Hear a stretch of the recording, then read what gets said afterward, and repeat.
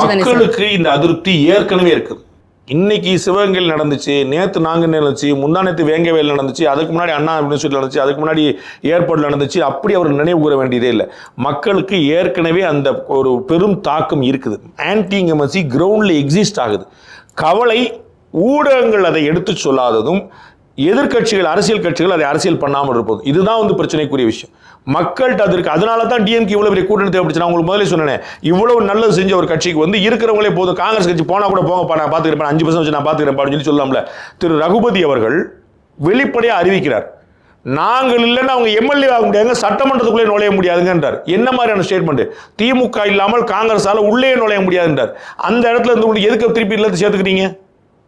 அப்போ அவங்களுக்கு தேவைப்படுது. ஸோ இந்த ஆன்டி இன்கம்பன்சி, இந்த அதிருப்தி, இந்த ஆதங்கம், இந்த சட்டம் ஒழுங்கு பிரச்சனைங்கிறது மக்களுக்கு தெரியும். அதை அரசியல் கட்சிகள் பயன்படுத்தாமல் இருக்கின்றன, ஊடகங்கள் வெளியே கொண்டு போக பார்த்துக் கொள்கின்றன.